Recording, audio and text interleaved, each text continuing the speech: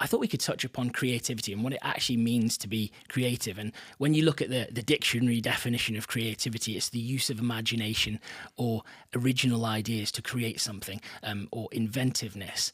How would you describe creativity? Is to be brave. And brave is a really kind of big umbrella term. And that's bravery in terms of the position you take.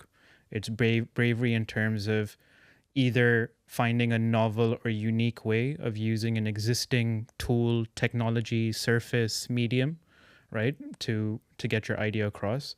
And brave could be not being afraid. I know it's very cliche, but not being afraid to fail.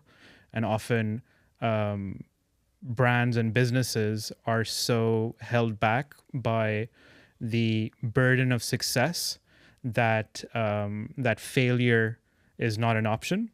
And I think to allow really great brands and businesses allow space for creativity, and they understand that with creativity comes failure. So how do we take a measured, qualitative, quantified approach to factor in the element of failure within creativity? It's such a good point. I really like the fact that you've made this point, because I certainly see it as a drawback of certain, if you're in a position as a marketing director or a marketing manager, you're so intently scared perhaps of upsetting the people at the very top. Yeah. That you don't take that chance. And I came across a great phrase. It was just on a forum somewhere. I don't know who this is attributed to, but it said, creativity is looking at the world and seeing what could exist instead of what's already been done. And that's what I love about doing creative campaigns, doing things in a different way. But if we look at it in a more rational way as well, because I think it's natural for people who are creative like ourselves to think, well, obviously creativity should make sense, right? But there's more rational things to look at. 78% of college-educated adults wish they had more creative mind.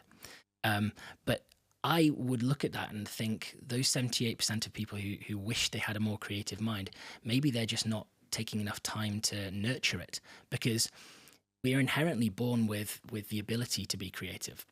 I truly think that. I think some people are perhaps a bit more inclined towards creativity than others, but I think it's also something which has to be nurtured. You have to practice it, just like any muscle.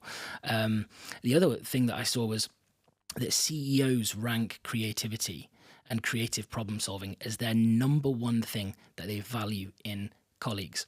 Yeah. So it just emphasizes the importance of actually investing time in becoming creative. Yeah, and obviously, as kind of after the 50s and then up to the 70s, traditionally you'd see CEOs or captains of industries coming from a finance, a banking, a management focused background, right?